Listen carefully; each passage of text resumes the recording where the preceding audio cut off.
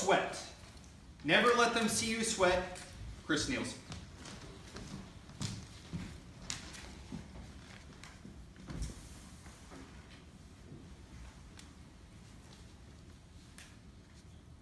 I love a crisp, juicy apple. How about you? They taste so good. I don't like mealy, mushy apples. But I want this apple today just to symbolize a belief, or beliefs, or stories, or points of views that we've held, that I have held. And I realize I've eaten and continue to eat a lot of mealy, mushy, yucky beliefs. And for me, I want to talk about just one of them that made me feel less alive. But I want to talk first about this age of innocence, when sunshine eyes shined into me and love wrapped me up. When I was just 5, I felt so alive. My mom bundled me up and sent me out on a fresh snow day. I was the first one to make tracks. I remember being so in the moment, I can still feel my hands crush the snowball in my hands. I can see the big red stop sign, and I can see it splatter across that stop sign. I was so fully alive in that moment. Snow angels, king of the hill, it felt so good. And I came inside, and Mom looked at me and goes, "How was it?" And I said, "It was awesome." And she helped me get rid of my 27 layers, Minnesota. And she looked at me with a little bit of concern. And she put her hand on my forehead, and it was cool inside and really cold outside, and I was pouring sweat. As this 5-year-old, so alive, I didn't realize that's an issue. But I would later sit down in front of the TV, and part of me wishes I could pull myself away from that TV, because I saw sports figures, actors, famous people tell me, never let them see you sweat. Heard it over and over again. Never let them see you sweat. How many of you heard that message? How many of you heard other messages? You might not sweat. When you sweat, that message just resonates. You hear it. And it's like, and I took it literally, not don't let problems bother me. They were saying it. And it's absurd now that I can see. Yet even in the absurdness of it, it bothered me.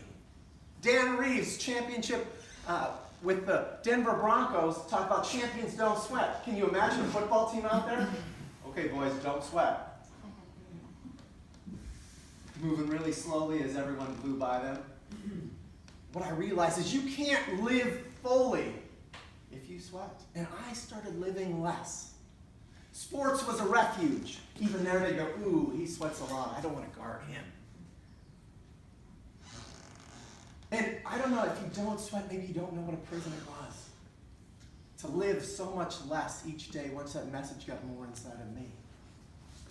I was afraid you would reject me. And one of the miserable moments I had was in middle school when I was to give a speech. I had it in my hands and I was walking to class and I was already shaking. I was already sweating. And as I sat down, the shaking got even worse. As I stood up, the sweat just poured down my face. And I wanted to disappear. I wanted to be gone. I can't even remember what I said. But that moment, the feeling of the moment, it's like someone stuck a branding iron in hot coals and just seared it into me. And every time after that I got to speak or interact where I would be seen, it was like it throbbed in me. And I start to sweat even easier just thinking about it. I remember 5, I raised my hand like this. And as I got older, what was the thing that brought your hand down? What was the thing? And I realize now looking at me, I was lucky.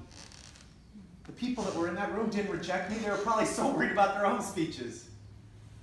But I rejected me over and over and over again. I brought up that moment over and over again. 15 years ago, I joined Toastmasters. And I quit because you had this thing called terrifying topics.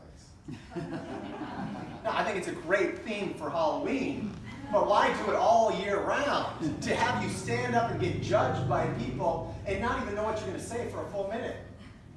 And I remember sitting down before minutes were over, already sweating. And I would beat myself up again and again. And I quit because my why wasn't big enough. And why am I here? My why got so big it just pulled me here. A reason to share. And my guess is you out there, I guess almost everyone in this room has a why that has pulled you here to speak and that you have a message to share. That's why I'm here. That's why I want to get better. 5 years ago, I joined again. Do you want to hear some of the crazy things I did to avoid letting you see me sweat? Yes. I stuck ice packs in my pants.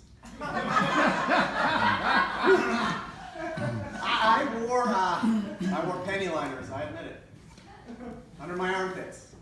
Now, unfortunately, I sweat, and a couple times you could see like a big lake around a dry penny liner island. Kind of sad. Now, I put shirts in the refrigerator and freezer. That didn't work so well either. I grabbed an ice cold bottle of water just before I was about to speak and just chugged it down. And I started talking with a numb tongue because it was wet. And then I started to sweat because I knew I wasn't communicating very well, and the sweat poured down with a cold mouth. So I've done a lot of crazy things to not let you see me sweat.